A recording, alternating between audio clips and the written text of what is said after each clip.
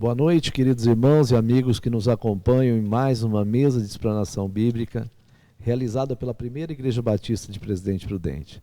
É uma alegria estarmos aqui mais uma vez para juntos aprendermos um pouco mais da palavra do nosso Deus, que será trazida através do estudo desta lição que abordamos na nossa EBD de domingo passado. Está aqui conosco o pastor Edson Borges de Souza, e o nosso irmão Flávio no som e na transmissão. E nós vamos estudar mais essa lição, né, da IBD, que tem muito a falar aos nossos corações. O tema da nossa lição é o padrão ideal de conduta dos santos. E o textuário da nossa lição se encontra lá em Mateus, capítulo 7, versículo 37. Nós estudamos aqui a revista Compromisso, e estamos estudando o Sermão do Monte, né, nesse trimestre. Então nós vamos fazer a leitura agora do texto áureo. Vamos lá, Mateus capítulo 5, versículo 37. Diz assim a palavra do nosso Deus: seja, porém, o vosso falar sim, sim, não, não, porque o que passar disso é de procedência maligna. Nós vamos orar pedindo ao Senhor a direção para esse estudo que teremos nesta noite. Oremos. Senhor nosso Deus e eterno Pai, nós te somos imensamente agradecidos, porque o Senhor é bom em todo o tempo, e porque a tua palavra é viva e eficaz, e tem o poder de transformar as nossas vidas. E nós te pedimos, Senhor, que tu fales aos nossos corações, no estudo que teremos agora, Senhor, que tudo que for dito aqui seja somente para o engrandecimento do teu nome, para a nossa edificação, para a edificação daqueles que estão nos ouvindo, nos assistindo nesse momento, ou que irá nos assistir em algum momento, Senhor. Que o Senhor fale, a começar em mim, Senhor, a todos os nossos corações, para que possamos ouvir a tua voz, aprender da tua palavra e também, Senhor, dar-nos forças para colocá-la em prática a cada dia das nossas vidas. Te agradecemos, ó Pai, por tudo que o Senhor já fez, faz e ainda fará por nós. Te agradecemos por tudo, em nome de Jesus. Amém. Bem, então, nós vamos passar a palavra ao pastor Edson Borges. Ele fará um apanhado geral da lição, né, e depois nós conversaremos a respeito dela.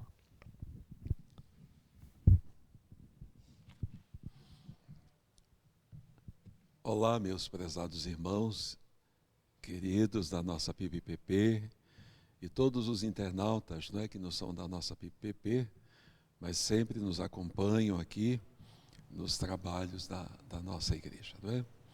Nós, mais uma vez, temos essa honra, né, de estudar a lição do domingo anterior, do domingo 27, que teve como tema o padrão ideal de conduta dos santos, né? E eu quero começar pela conclusão hoje. Então ele conclui, o autor da revista, dizendo que o padrão ideal, não é, para a conduta dos santos está em 3 pilares. O primeiro é o pudor, por meio do qual o cristão expressa seu sentimento de vergonha por tudo que fere a decência, não é? O chamado decoro, não é? Portanto, o súdito do reino foge do adultério, evitando olhar para a mulher que pode lhe excitar um desejo obsceno. O segundo é o autodomínio, que ele adota por controle dos seus impulsos naturais ou biológicos, não é? E o terceiro é a honradez daqueles que cultivam a santidade devida. A veracidade de suas palavras e de seus atos lhe confere a credibilidade que o isenta da necessidade de proferir qualquer juramento, não é?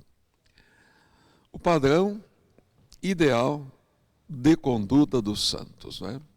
Vamos lembrar que a palavra santos, no plural, sempre tem a ver com o povo de Deus. Veja no Salmo 16:2, quanto aos santos que estão na terra, eles são os ilustres nos quais está todo o meu prazer, não é? Também lembrar que a palavra santos no plural, como lembra o Dr. Shed, sempre se refere ao povo de Deus. tanto do Velho Testamento quanto do Novo Testamento, não é? E a palavra santo no singular, como lembrava o saudoso pastor Isaías, tem a ver com perfeição. Se refere só a Deus. Só Deus é santo, né? O verbo ser. Só Deus é santo. E o hino 9 do cantor cristão nos lembra isso. Tu somente és santo, não há nenhum outro. Então, quando se refere a nós, a Bíblia sempre se refere no plural. 1 Pedro 1,15, sede santos em toda a vossa maneira de viver. Não é? Então, devemos ter conduta separada. A palavra santo tem a ver com separado ou saudável. A palavra saudável não é muito usada, mas uma vida saudável do ponto de vista de Deus, pela obediência à sua palavra. Só Cristo andou em perfeição.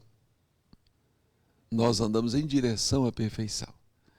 Então, o padrão de conduta dos súditos do reino deve ser de acordo com as leis do reino de Deus, não é? Então, ele começa aqui com o texto já lido pelo nosso amado William, né? E mostra que nós devemos tomar bastante cuidado, não é? Com a questão do olhar, controlar o olhar, que é o que Jó diz, né, em seu livro. Como fixarei os olhos numa virgem? Eu sou o homem casado. Ou seja, como eu vou desejar uma outra mulher? Eu sou o homem casado. Então Jó entende que a questão está no olhar, controlar o olhar, não é? Agora, a questão do olhar é uma questão subjetiva, porque como é que o William, eu, pastor Anísio, Flávio, você, vai saber que alguém, ao olhar na direção de uma mulher, está desejando-a ou cobiçando-a? Isso é muito subjetivo. Só Deus é que sabe. Nós não devemos julgar pela aparência, ninguém. Não é? Não devemos. Devemos, diante de Deus, admitir nossas falhas. Não é? Se teve um olhar impuro, não é? Deve realmente evitar esse tipo de olhar, pedir perdão a Deus. Vamos lembrar que a palavra impureza vem de pudicícia, que vem de porne, de onde vem pornografia na nossa língua. Quem quer ver pornografia está dando lugar ao seu olhar impuro. E a impureza na Bíblia, como lá no livro de Levítico, sempre está ligada à morte, sempre está ligada a juízo, sempre está ligada à desgraça. Né? Então, toda impureza traz muitos males, muito sofrimento, não é? E a pureza traz vida. Então, enquanto a impureza traz morte, a pureza traz vida, não é? Então, os súditos do reino de Deus, a igreja, deve estar cuidando, não é? Cuidando do seu olhar, deve estar vigiando o seu olhar diante da palavra de Deus. E aí, vamos fechar com o Salmo 119, versículo 11. Escondi a tua palavra no meu coração, para eu não pecar contra ti.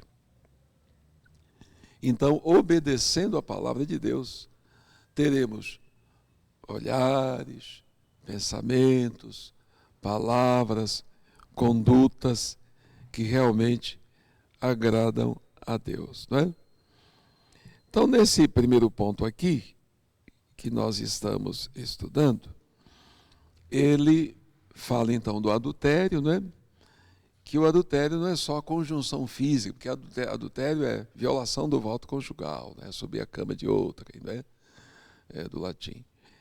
E aí Jesus mostra, ele aprofunda, quer dizer, não é só a conjunção física com a mulher que não seja a esposa, mas é também a intenção, não é? A intenção de possuir uma outra mulher, não é? No pensamento e imaginar. Então Jesus vai lá no coração, lembrando o que Deus diz a Samuel, que ele olha o homem de dentro para fora. Então é muito importante a gente pesar nossas intenções. Como lembra A.W. Tozer, no dia do juízo, não é pesar tanto o que fizemos, mas por que fizemos. Não é? Então Deus está de olho na intenção. Quando eu canto um solo, quando eu faço qualquer serviço para a igreja, qual é a minha intenção? Ela é aprovada por Deus? Então Jesus está mostrando isso aí. Ele vai dentro do homem e mostra, olha, não é só a conjunção física, não é? Mas também a imaginação. Temos aqui o nosso advogado, o Dr. William, né? Na linguagem penal seria os atos preparatórios. Quer dizer, a impureza seria, pastor Anísio, o ato preparatório, né? Para chegar depois a fazer o ilícito, né? Que seria o adultério, ou no caso daquele que não é casado, a fornicação. Não é? Então Jesus trata desse assunto aqui. Não é? Vamos lembrar também, já que ele usa a palavra lascívia aqui no texto, que a lascívia tem sempre a ver com esse olhar impuro, com gestos obscenos, que a gente já aprende na escola desde pequeno, gestos obscenos com os dedos, um andar também jocoso, sensual, também tem a ver com a lascívia, uma roupa que provoca, né, também a atenção do sexo oposto, também é lascívia, né? Palavras torpes, né, nessa área que brincam com a sexualidade, porque é muito comum, né, quando alguém está xingando um outro, se você prestar atenção, tem alguns palavrões que têm a ver com a área da sexualidade, que é uma forma de zombar de algo que Deus deu ao ser humano para alegria no casamento, né, e também para a procriação. Então, cada ser humano que vem à existência no mundo, vem à existência em razão do ato conjugal de um homem e de uma mulher. Deus criou Adão e Eva, é o plano dele. Deus não fez Adão e Evas, não é? E nenhuma Eva para Adões. E Deus também nunca permitiu Adão, o plano dele não é Adão com Adão, nem Eva com Eva. O plano dele é Adão, que é o homem, e Eva, que é a mulher. E por esse projeto do Criador, Adão e Eva, veio a existir toda a raça humana. Como lembra Paulo pregando em Atenas, Atos 17 e 26, de um só fez toda a raça humana. Não é? Lembrando Paulo também em Romanos 6, devemos apresentar os membros do nosso corpo como instrumentos da justiça de Deus para a santificação. Não é?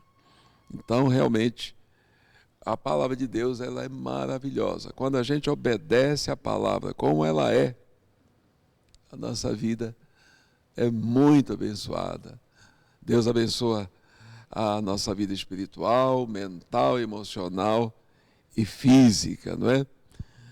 Vamos lembrar que as chamadas DSTs, ou doenças sexualmente transmissíveis, são dezenas e dezenas. E cada uma delas é um flagelo, é um juízo de Deus, dizendo, pare.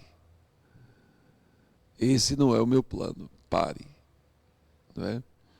Mas o ser humano quer sempre se manter na conduta errada.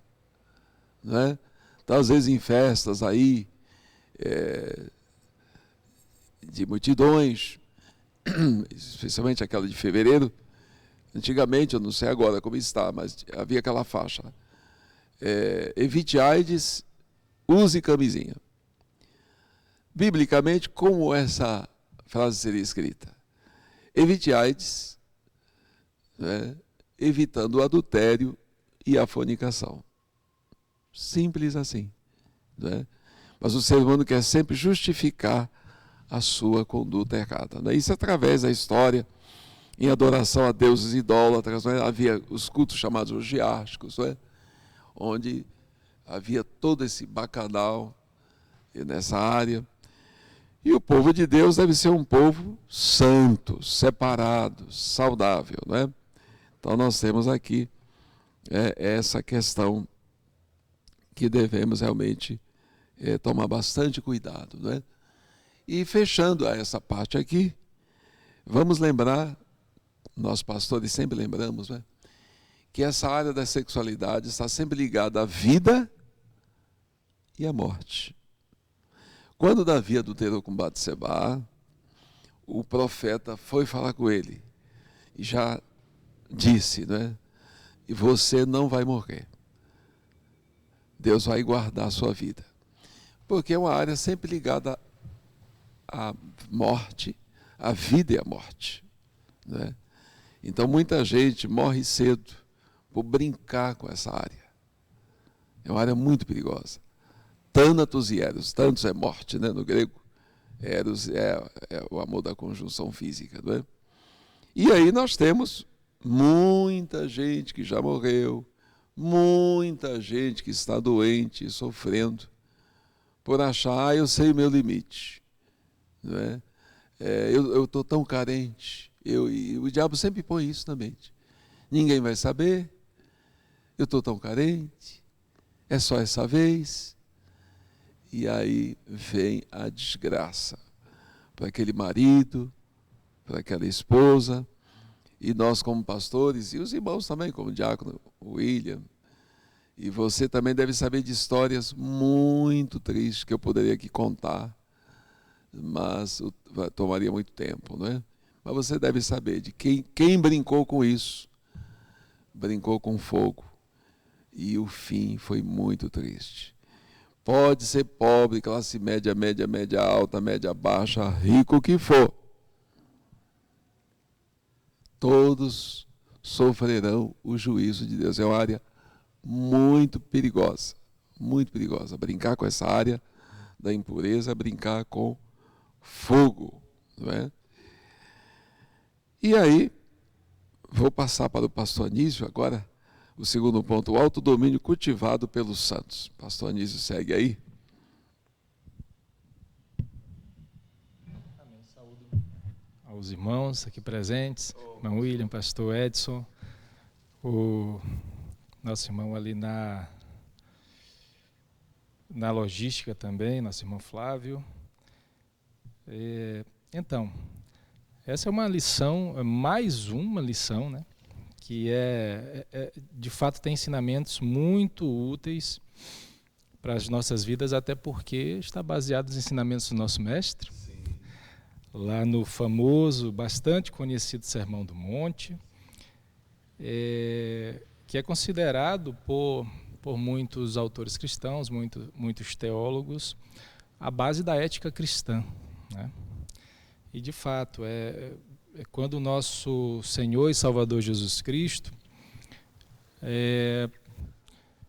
colocou de uma maneira mais acessível, né, toda aquela teoria existente na lei de Deus, que em parte havia sido distorcida também pelos escribas e fariseus, mas Jesus colocou de uma maneira muito prática, né, para os seus seguidores ali durante aquele sermão do monte que nós encontramos nos capítulos de 5 até o 7 de Mateus. Então, aqui continuando, né, essa explanação que o pastor Edson já começou, nós vamos tratar um pouco aqui do autodomínio cultivado pelos santos. A solução dada por Jesus para essa problemática que foi apresentada até esse momento foi justamente o autodomínio. O autodomínio. Nos versos 25 e 30, Jesus usa inclusive uma hipérbole, né, uma figura de linguagem chamada de hipérbole, para chamar a atenção e para chamar a ação drástica. Se teu olho direito te faz tropeçar, arranca-o. É claro que essa linguagem é bastante vívida, mas não é literal. Não está tratando aqui de automutilação. É importante que a gente diga isso e pontue muito firmemente, antes que alguém interprete de maneira errada. Um famoso teólogo cristão, ele já disse que, embora o Sermão do Monte esteja entre as passagens mais conhecidas da Bíblia, também ela ainda é, infelizmente, bastante mal interpretada por alguns, né? Então, vamos deixar bem claro que isso não trata de automutilação física, mas de autonegação espiritual. Acho que o ponto principal aqui dessa questão, quando Jesus Cristo está dizendo, olha, se teu olho te faz tropeçar, arranca e joga fora, né? Se trata de autonegação espiritual, de autodomínio, né, na prática. O homem, né, o ser humano, ao sentir o impulso pecaminoso, por exemplo, diante de uma mulher excitante, o desvio do olhar e a fuga equivalem a arrancar o olho, né, e lançá-lo fora. O Senhor Jesus ele enfatiza nesse mesmo texto que é muito melhor você salvar ou entrar na glória, né, na vida eterna, no reino de Deus eterno, sem um olho, do que todo o teu corpo, por causa daquele olho, ser lançado no inferno, né, sofrer a perdição eterna. Então, o cristão que anda em santidade, ele será capaz de agir dessa maneira, né? Muitos dizem hoje, irmão William, a carne é fraca, né? Deus sabe da minha fraqueza, das minhas necessidades, mas essas são desculpas vãs, que nós não podemos, né, nem devemos nos esconder atrás delas, porque a palavra de Deus ela nos diz muito claramente que Deus nos dá o escape, né? Deus nos dá a graça necessária para nós conseguirmos vencer o pecado nas nossas vidas.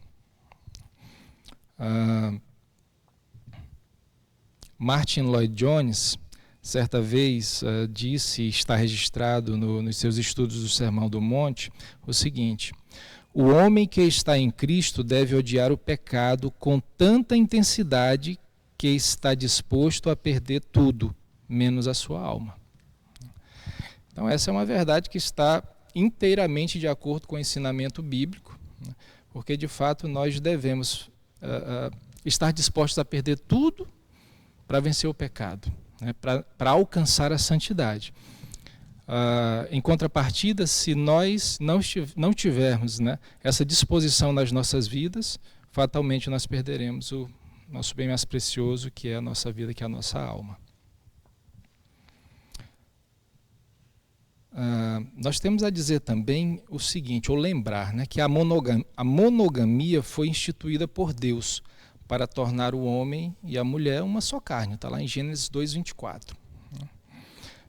Por isso, a monogamia ela deve ser preservada.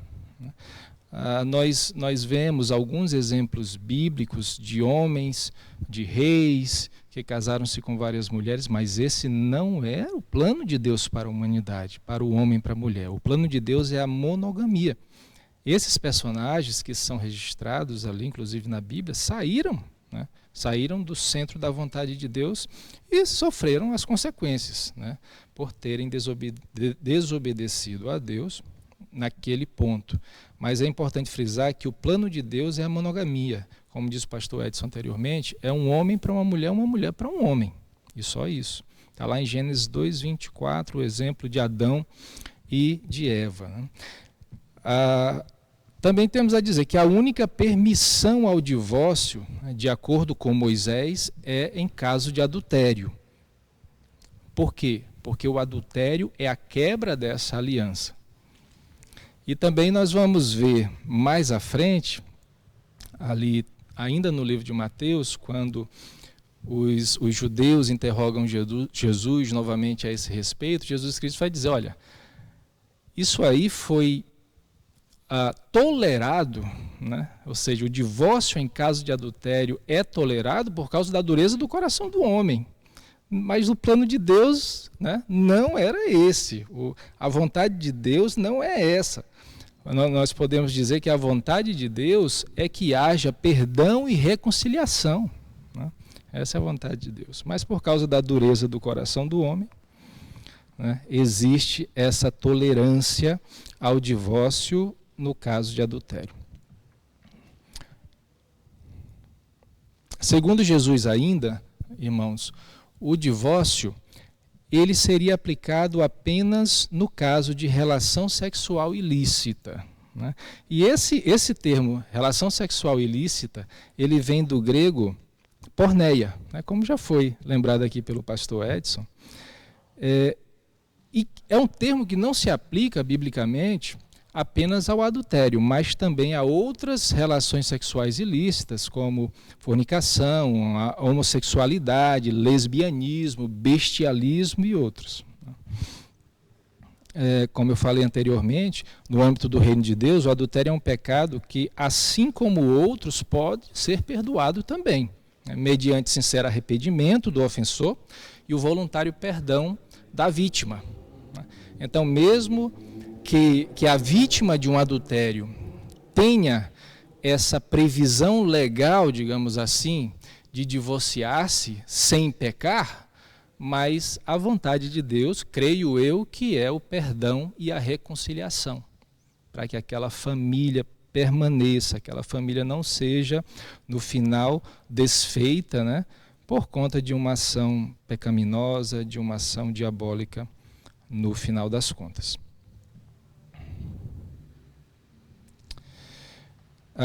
Uma outra coisa é que, mesmo vivendo o conflito carne e espírito, os súditos do reino, ou seja, os cristãos, são conduzidos pelo Espírito de Deus. Está lá em Gálatas 5, 16 e 18. E o Espírito de Deus lhes concede o domínio próprio e os capacita a olhar para outra pessoa sem nenhuma intenção impura. E aqui nós lembramos que somente os limpos de coração verão o reino de Deus, de acordo com Mateus 5:8. Veja a importância de termos um coração limpo. Aliás, o coração limpo, a pureza, é a essência do ensinamento bíblico, né, do ensinamento de Jesus Cristo. Inclusive é isso que ele está tentando nos passar aqui, nesse ensinamento no Sermão do Monte, né, falando dessas questões que nós estamos tratando hoje, quando diz que o problema já é problema quando ele nasce no coração. Ele não se torna um problema apenas quando a ação é praticada externamente, mas desde que ele nasce no coração, esse desejo pecaminoso, essa lascívia, ele já é problema, já é pecado. Então é preciso termos um coração puro para cumprirmos a vontade de Deus nas nossas vidas e para conseguirmos, de fato, viver em santidade.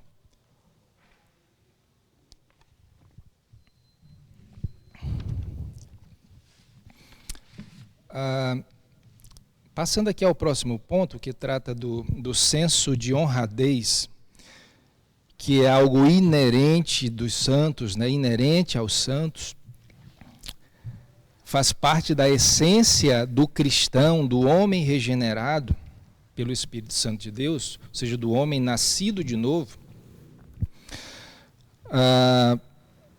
Temos aqui que a palavra do cristão deve ser confiável, né? Esse terceiro ponto aqui, ele fala justamente sobre essa questão da palavra, da credibilidade, da integridade do homem, né? O texto diz assim: seja o vosso falar sim, sim, não, não. E aqui é importante frisar, irmãos, que Jesus não condena todo tipo de juramento, mas Jesus está aqui recomendando que não é necessário fazermos juramento. Uma vez que vivamos adequadamente, de acordo com a palavra de Deus, ou seja, vivamos em santidade. E quando eu digo vivermos em santidade, eu estou dizendo vivermos uma vida diferente, ou seja, separada da maneira como o mundo vive, né? Como as pessoas que não têm Cristo no coração, que não nasceram de novo, vivem. Como que é essa maneira, pastor Anísio? É a maneira como nos ensina a palavra de Deus. Nós devemos viver em integridade. Então, a partir do momento que eu vivo em integridade, que eu não roubo, que eu não minto, que eu não pratico falso testemunho, que eu não engano pessoas, eu começo a gerar credibilidade nas outras pessoas, a meu respeito. E as pessoas passam a confiar em mim. As pessoas entendem que eu tenho um bom caráter, ou seja, o caráter cristão, veem diferença na minha vida. Eu passo de fato a ser, como diz a palavra de Deus, luz do mundo, sal da terra. E quando eu vivo dessa maneira, eu não preciso fazer um juramento para que alguém acredite na minha palavra. Então, esse é o sentido disso aqui que Jesus Cristo está falando para a gente. Certo escritor disse que a prática rabínica, né, ou seja, dos mestres judeus, permitia mentirinhas legais, com base na fórmula usada nos seus juramentos. Mas isso não convém a nós cristãos.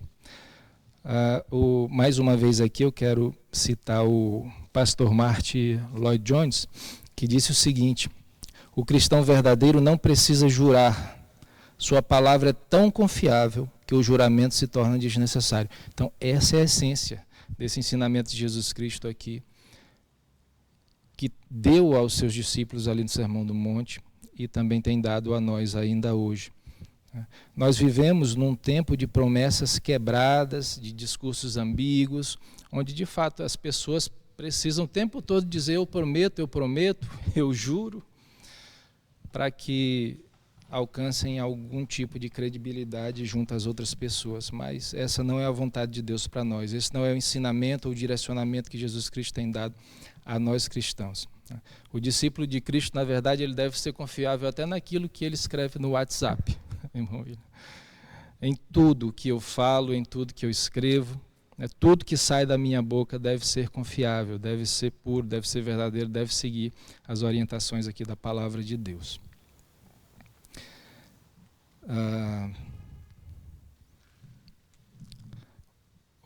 É de conhecimento público uma frase, né, ou uma menção aqui de Joseph Goebbels, que foi o primeiro-ministro, ou foi ministro da propaganda na Alemanha nazista, e ele dizia que uma mentira dita 1000 vezes se torna verdade. E essa é uma das armas de Satanás. Isso aqui não nasceu no coração de Goebbels, não. Isso aqui nasceu no coração do diabo. Porque por muito repetir, após muito repetir uma mentira, após muito falar, né, ela acaba se tornando verdade, verdade entre aspas, logicamente, no coração de muitas pessoas. Mas o chamado do Senhor Jesus, né, a premissa que os súditos do Senhor, que os cristãos têm, é que a verdade é uma expressão autêntica e exata da realidade inegável. Então nós não precisamos recorrer a subterfúgios, né, para que as pessoas acreditem em nós. Nós precisamos sim ter uma vida íntegra, uma vida pautada na palavra de Deus e consequentemente, as pessoas acreditarão no nosso sim, sim ou não, não.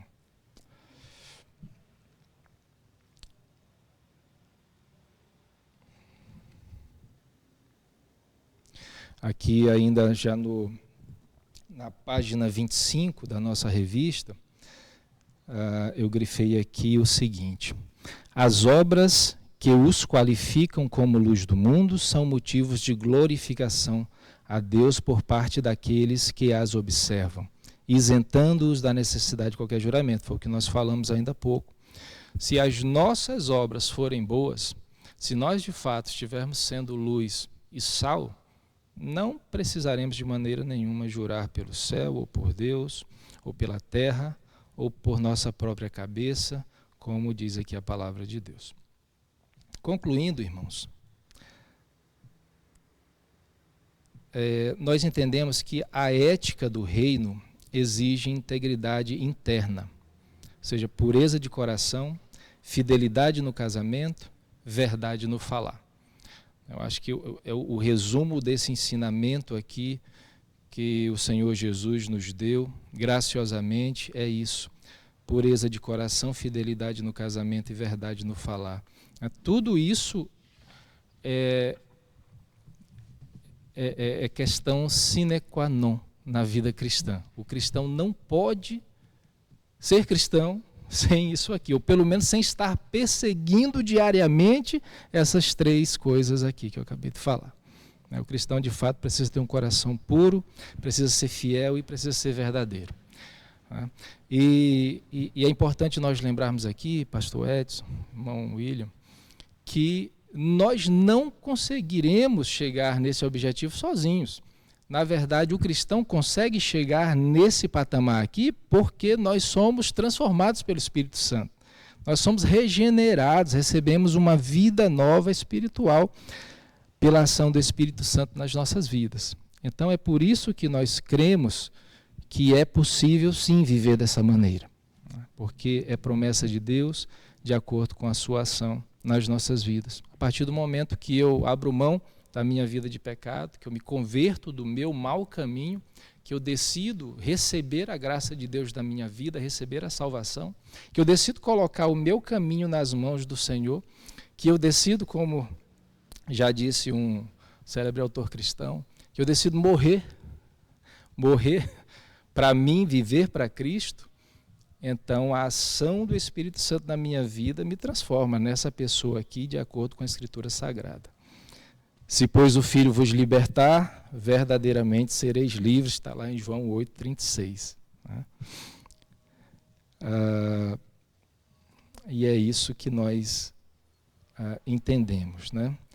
Nós aprendemos aqui, nesse estudo, o padrão ideal de conduta do cristão, né? Ou seja, de conduta do súdito do reino de Deus.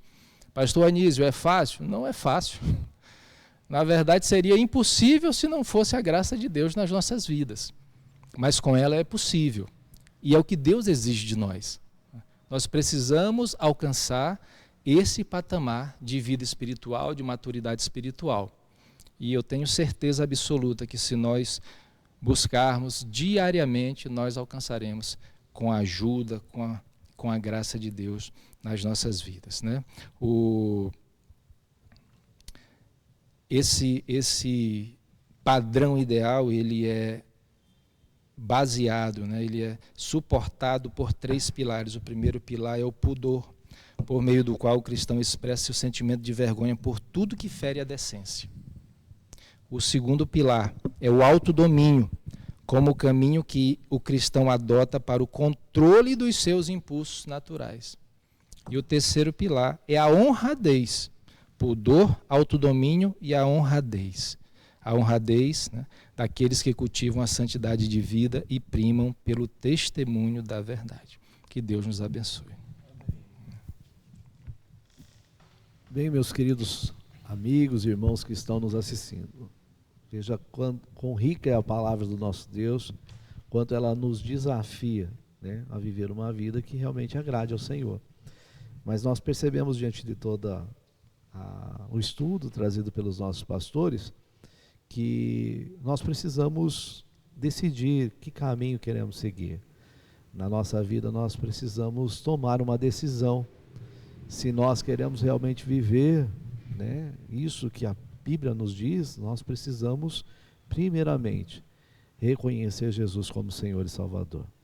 É necessário que você faça uma escolha ao lado de Jesus, decidindo negar-se a si mesmo, decidindo abandonar o pecado que tão de perto nos rodeia e seguir uma vida que realmente agrade a Deus. Você já fez essa decisão?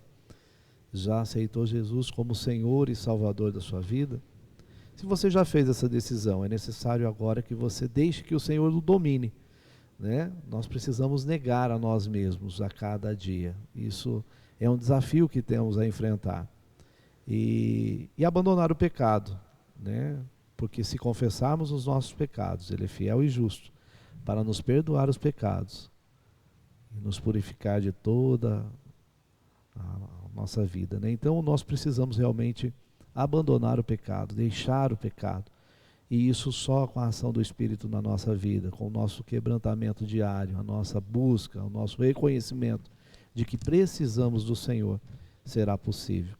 Nós fomos abençoados por essa lição. Esses são os padrões que não só o Senhor espera de nós, mas que o mundo tanto necessita, de pessoas realmente que vivam isso, né? Que possam testemunhar, viver uma vida diferente neste mundo que tanto necessita, né, de pessoas comprometidas com o Evangelho. Que Deus nos capacite a vivermos uma vida realmente que agrade ao Senhor, deixando o pecado e vivendo para o Senhor.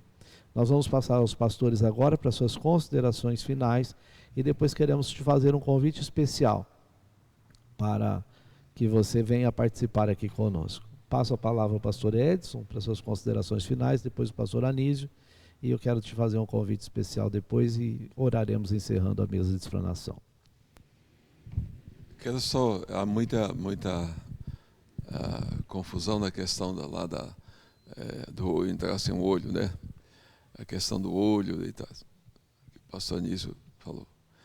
E sempre lembrar que no tempo da igreja primitiva ninguém fez isso. Todos entenderam que era linguagem simbólica, ou seja, para não brincar com o mal, ou seja, estipar o mal da nossa vida. Não, o mal é radical. Temos que ser radical com o mal. Esse é o sentido, né? Nenhum deles foi lá ferir o olho, cortar nenhum membro do corpo, né? Não se ouve isso, porque eles entenderam que temos que ser radical com o mal, né? Então, fazer esse ressalto.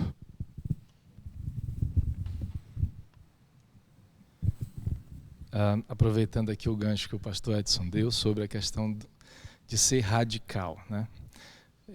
O que Cristo espera de nós é que nós tiremos o pecado, ainda utilizando aquela figura de árvore cuidada pelo Senhor Jesus, que nós tiremos o pecado das raízes contaminadas, das nossas raízes contaminadas, e não somente retiremos aqueles frutos podres ou inservíveis que nascerem lá. Ou seja, fazendo a alusão aqui, nós lutemos contra o pecado ainda no nosso coração, para que ele nem venha a ser revelado nas nossas ações, né? Para que ele não venha a crescer. Ainda ali no nascedouro, que ele seja eliminado das nossas vidas, a fim de que nós possamos conseguir de fato essa vida pura, né? Alcançar a pureza pedida, exigida pelo nosso Senhor para cada um de nós. Lembrando que a característica inerente da pureza é justamente ter um coração limpo, um coração santo. Pureza é uma característica interna, não é externa. Então, quando a Bíblia fala para sermos puros, né, para perseguirmos, para alcançarmos, vivermos uma vida pura, uma vida de pureza, é justamente esse ensinamento, de nós mantermos os nossos corações centrados na palavra de Deus, em seus ensinamentos, e não dar nenhum lugar para a maldade, para o pecado, a partir dos nossos corações. Também, William, eu queria lembrar o que disse Moody, né? Ou esse livro me fará evitar o pecado, ou o pecado me fará evitar esse livro, né? Tem que ler a Bíblia. Eu li a ilustração de uma revista, era um livretinho da imprensa batista regular, quando eu morava em São Paulo. Uma mulher disse para o pastor: eu leio a Bíblia, mas não entendo nada. Ele, naquele tempo não tinha garrafa, não tinha garrafa plástica, depois começou a chegar refrigerante, tudo era de vidro, né? E era comum no quintal ter aquele monte de garrafa lá. E conforme ia poeira entrando, chovia, ficava cheio de poeira. Aí disse: a senhora pega uma garrafa dessa aí, por exemplo, e enche de água e derrama. Cada vez que a senhora fizer isso, não vai ficar mais limpa a garrafa? Falou: vai. Então a Bíblia é a mesma coisa. A senhora lê, parece que não entende nada, mas ela está fazendo mudança na sua vida, está limpando a sua vida, né? E quero deixar Romanos 13:14, revestível do Senhor Jesus, e não tenhais cuidado da carne, né, com as suas ciladas, né? Então a pessoa quer, porque o que é o legalista? É aquele que ele quer vencer isso por si mesmo. Por isso que ele fica vigiando os outros. O legalista é o carnal implícito, né? Ele quer vencer, ele vai vencer, e não é você, é Jesus. É Jesus em você. Gálatas 2:20, Gálatas 2:20, não sou eu quem vive mais, mas é Cristo que vive em mim. Percebe?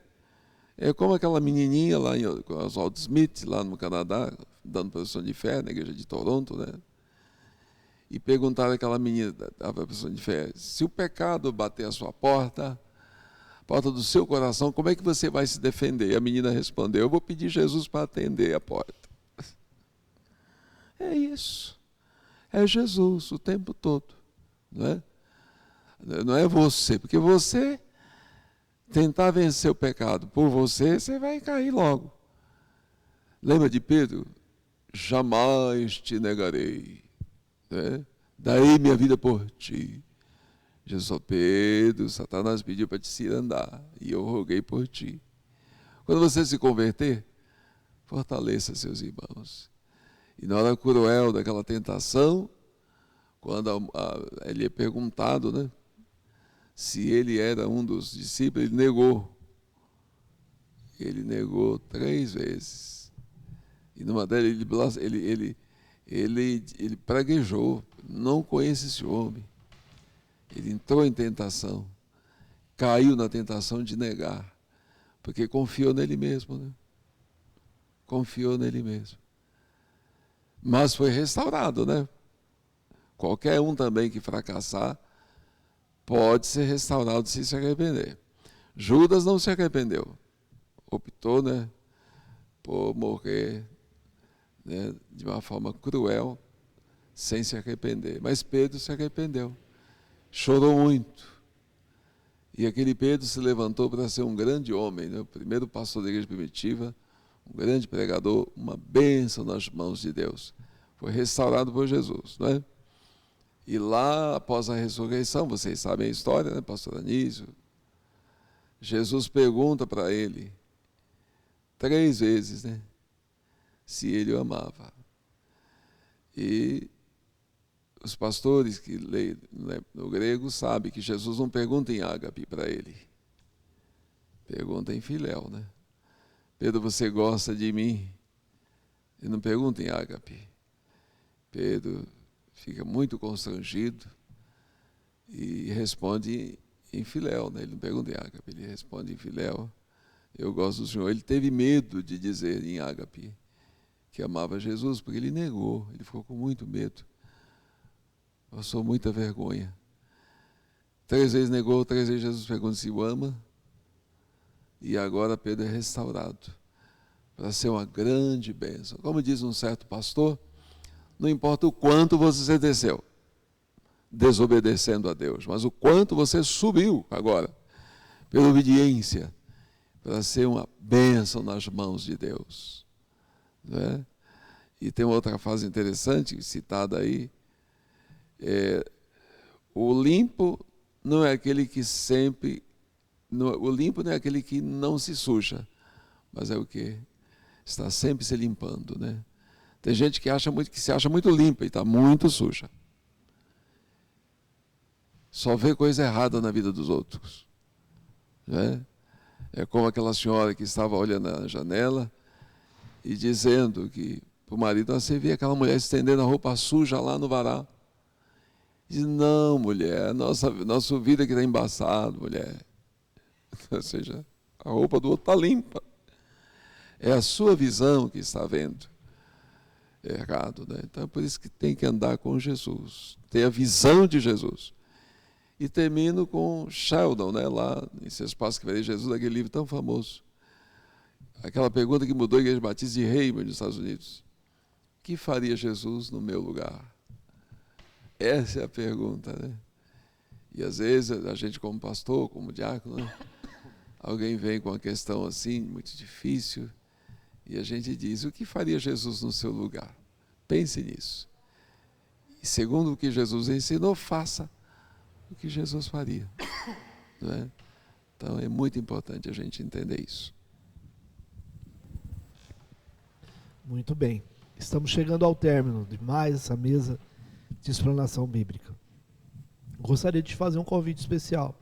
Venha participar conosco. Nós temos a EBD às 9 horas da manhã, todos os domingos, onde nós estudamos a palavra do nosso Deus, as lições que abordamos aqui na mesa de explanação.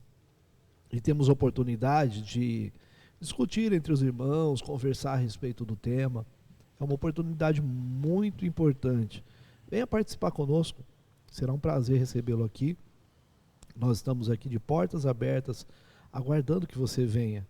E também temos os nossos cultos regulares aqui na nossa PIBPP e também nas nossas missões e pontos de pregação. Entra lá no site PIBPP e você encontrará todas as nossas programações e você será muito bem-vindo em cada uma delas. Que você seja ricamente abençoado pelo Senhor e esteja também nos acompanhando Todas as sextas-feiras estamos aqui na mesa de explanação bíblica para o estudo das lições que temos aqui na nossa EBD. Que Deus abençoe ricamente a vida dos nossos pastores que estão aqui presentes, pastor Edson Borges de Souza, pastor da nossa PIBPP, pastor titular aqui, pastor Anísio também, que tem nos auxiliado aqui nas missões, né? Tem nos auxiliado aqui também na sede, nosso irmão Flávio na transmissão e também no som, e você que nos acompanha. Que Deus abençoe ricamente a vida de cada um de vocês. Eu convido agora então para uma oração final, palavra de oração final, pastor Edson Borges de Souza, e com essa oração nós encerraremos essa mesa de explanação desta noite. Senhor Deus, muito obrigado por estar aqui, nosso amado pastor Anísio, nosso amado diácono William, nosso amado diácono Flávio Claudino na transmissão. Agradecemos essa oportunidade de refletir a Tua palavra no texto proposto hoje, de Mateus capítulo 5, e que possamos estar guardando, Senhor, nossa mente com a Tua palavra e procurando obedecê-la. Ó Deus, guarda a mente de cada um dos Teus filhos em entender a Tua palavra realmente como ela é. Amém. Sem fazer ilações, sem fazer, ó Deus, comentários que nada tem a ver com a Tua palavra. E entendemos ela como realmente é, para que a nossa vida seja muito abençoada.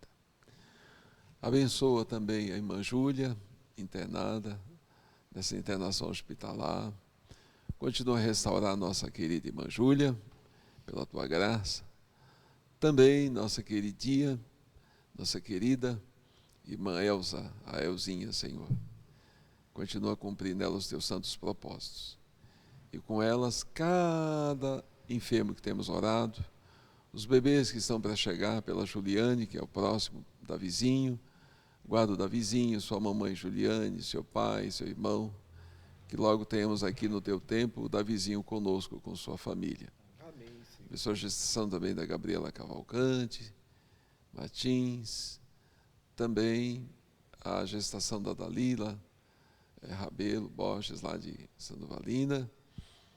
Abençoa a nossa conferência com o pastor Ananias no final do mês, os trabalhos neste final de semana lá em Tarabai, nosso intercâmbio de missões em Tarabai. Abençoa todos que para lá irão, que estejam indo sob a Tua proteção, sob o Teu cuidado e assim também retornando. Também guarda o nosso país, ó Deus, em sempre ser um país livre para o Evangelho. Amém. Sabemos que o Senhor tem um cuidado muito especial com o Brasil.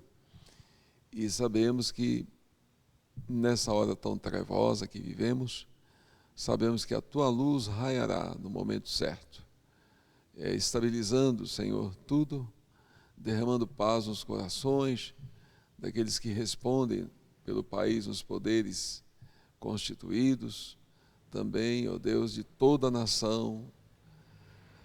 Sabemos que o Senhor está fazendo uma obra, como não sabemos, mas o Senhor está no controle de todas essas coisas, e que nossos filhos, netos, bisnetos, continuem crescendo num país livre para Jesus.